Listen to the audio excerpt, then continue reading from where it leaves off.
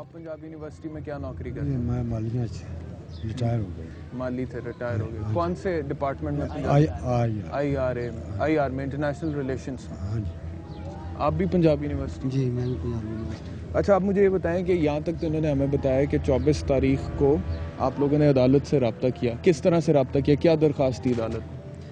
दरख्वास्त ये दी थी कि इसकी ज़मानत ना अपील हमने की थी ज़मानत के लिए, और मजिस्ट्रेट ने ये लिख दिया था कि इसको डिलीशन कर दी मैंने, ज़मानत दूसरे दिन अपील होगी इसकी ना, मैंने डिलीशन इसे कर दिया, जेल में भेज रही हूँ।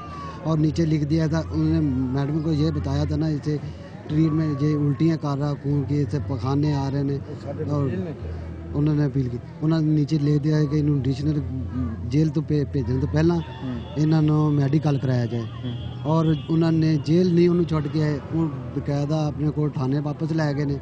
वो कह रहे थे कि मेडिकल अभी अभी कराते हैं, अभी कराते हैं। 2 दिन उन्होंने अपने पास रखा है। 2 दिन के बाद उसकी फिर बेल हुई। ये तो यार कानून की धज्जियां उड़ाने वाली बात है जो आप मुझे बता रहे हैं कि अदालत ने, मैजिस्ट्रेट ने ये ऑर्डर कर दिया उस दिन 24 तारीख को, जिस दिन आप लोग गए हैं, कि इसको जेल भेजा जाए और जेल भिजवाने से पहले इसका मेडिकल करवाया जाए, क्योंकि इस पर तशद्दुद हुआ है पुलिस की तरफ से। और आप कह रहे हैं कि इस हुक्म की खिलाफ वर्जी करते हुए पुलिस वालों ने ना जेल भेजा, ना मेडिकल कराया, और वापस थाने में ले गए। हाँ, थाने में ले गए और बच्चे को डराते रहे, खौफनाक करते रहे कि तुम्हारे ऊपर इतने पर्चे दे देंगे, सारी उम्र आप जेल में रहेंगे। आप हमें लिख दें इधर, बच्चों को खौफ करते रहना कि लिख दें मैं मेडिकल नहीं कराना चाहता, और उसे मारते रहे कि लिखें इधर मेडिकल मैं नहीं कराना चाहता। फिर उसने लिख के दिया। फिर उसने, वो क्या करता बेचारा, मार खा खा के उसका आप जिस्म देखें जाके, अभी तक निशान पड़े हैं उसके जिस्म में। वो फौत हो गया है और डेड बॉडी उसकी है पड़ी हुई है, आप चेक कर सकते हैं। उसके जिस्म में इतने निशान हैं कि अभी तक वो ख़त्म नहीं हुए। और फिर उसके बाद क्या हुआ? उसके बाद फिर हमने अपील की अदालत में जमानत के लिए? नहीं, मेडिकल के लिए। फिर वो उन्होंने मेडिकल लिख के दिया है, ठीक है। फिर उसकी इतनी तबीयत ख़राब थी कि वो डॉक्टर कह रहे थे कि ये वहाँ से नीचे तक नहीं, जैसे हम इजाज़त नहीं देते कि ये मरीज़ नीचे चला जाए या किसी मुंशी अस्पताल में इसका मेडिकल, वो यहाँ आएंगे। वहाँ से हमने वो MS ने लिखा कि वो इधर आए, टीम डॉक्टरों की इधर आके मेडिकल करें, और उन्होंने आना था पीर को, उससे पहले वो डेथ हो चुकी थी।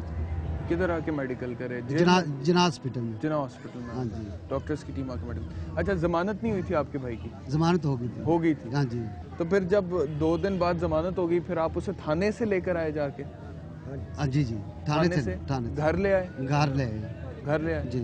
घर आते ना फिर उसकी तबीयत खराब हो गई। क्या खराब क्या थी? उल्टियाँ आनी शुरू हो गई थी। खून की उल्टियाँ आनी शुरू हो गई थी।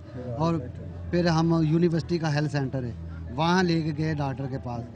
वहाँ डॉक्टर के सामने उसने ना ब्लड की उल्टी की, और वहाँ से यूनिवर्सिटी की एम्बुलेंस जिना हॉस्पिटल में लिए करके उधर छोड़ के गई है। और उसके बाद उसकी तबीयत ना ख़राब, मतलब कि जो भी ना उसके बाद ना उल्टी, मोशन और खून ही आता है। यानी कि आप इलाज कराने की कोशिश करते रहे लेकिन तबीयत संभली नहीं उसकी। और वो जो सरकारी तौर पर मेडिकल होना था, इस बात की जांच करने के लिए कि पुलिस वालों ने इस पर तशद्दुद किया है कि नहीं, वो नहीं हो सका, उससे पहले इसकी मौत वाक़या हुई।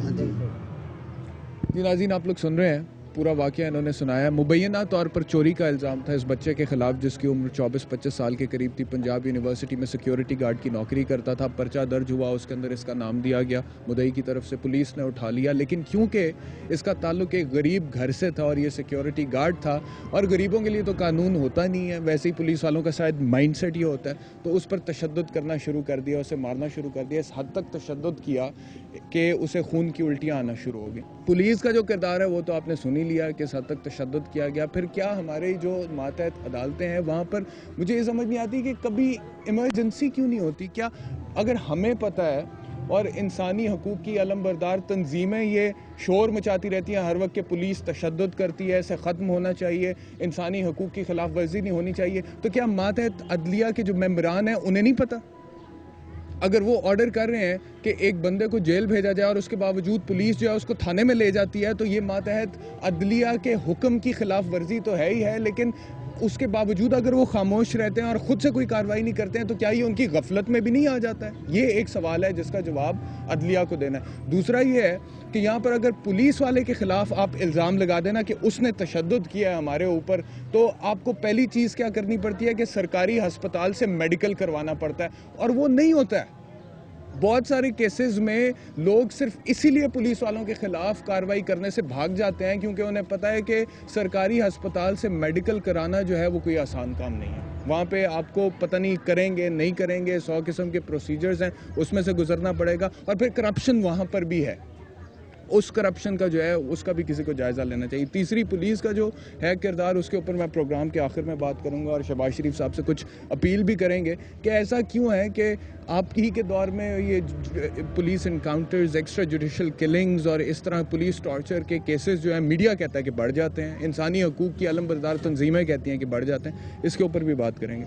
चाचा, मुझे ये बता दें अभी फ़िलहाल कि इस वक्त आपके बेटे की डेड बॉडी अस्पताल में? हाँ जी, ये मेडिकल कॉलेज में पई है। सानू ना राती क्या ही कर जाएंगे तो नहीं हुई, फिर सुबह कहने लगे 10 बजे होगी, हाली तक नहीं हुई। अच्छा, कब की गई हुई है डेड बॉडी वहाँ? कल 9 बजे सुबह 9 बजे। अच्छा, मुझे बताएं कि अभी तक पोस्टमार्टम क्यों नहीं हो सका? इसमें इतनी देर क्यों हो रही? यही तो हम जब पता करना चाहते हैं, ये इसके पीछे क्या है, राज क्या है। ये पुलिस वाले नहीं हो दे रहे या क्या मसला है, यूनिवर्सिटी वाले नहीं हो दे रहे, इसमें देखना है। यही हमारी अपील है कि हमें इंसाफ दिया जाए, और यही हम पता करना चाहते हैं कि इसके पीछे कौन है। ठीक है, पर्चा तो दर्ज हो गया पुलिस वालों के खिलाफ? जी, पर्चा हो गया। आसानी से दर्ज हो गया? नहीं, आसानी से नहीं जी, ये बड़ी मुश्किल से। पहले तो पर्चा वो दर्ज ही नहीं कर रहे। हमने रात को ये ब्लॉक की थी, नहर के ऊपर, रोड के ऊपर ब्लॉक किया। उसके बाद 3 बजे इन्होंने पर्चा दिया। अच्छा, आपने रात को सड़क ब्लॉक की, फिर रात 3 बजे पर्चा दिया? रात को 3 बजे इन्होंने पर्चा दिया। अच्छा नाज़रीन, आपने बात सुनी इनकी। इस वक्त अब एक मसला ये है कि उस बच्चे की जो डेड बॉडी है वो इस वक्त सरकारी अस्पताल में पड़ी हुई है, उसका पोस्टमार्टम होना है, और वो कल सुबह 9 बजे से वहाँ पर है, लेकिन अभी तक उसका पोस्टमार्टम नहीं हो सका। जबकि अमूमन इतनी देर नहीं लगती है पोस्टमार्टम्स में, आपको मिल जाती है डेड बॉडी 5, 6, 7 घंटे के बाद, जो नॉर्मल प्रैक्टिस है। कुछ घंटों के बाद डेड बॉडी मिल जाती है, लेकिन अभी यहाँ पर 24 घंटे से ज़्यादा टाइम गुजर चुका है, लेकिन अभी तक डेड बॉडी नहीं मिली है। तो इन लोगों के तहफ़्फ़ुज़ात ये हैं कि कहीं पुलिस ने तो नहीं पोस्टमार्टम रखवाया हुआ, और अगर ऐसी कोई बात है, कोई ऊपर से प्रेशर है या कोई सिफारिश आ रही है उनके हक़ में, तो कहीं पोस्टमार्टम रिपोर्ट जो है उसको मैनेज ना कर लिया जाए, उसको मैनिपुलेट ना कर लिया जाए, उसमें किसी किस्म की कोई रद्दोबदल ना कर दी जाए जिससे मुल्ज़िमान जो हैं वो बाद में छुट जाए।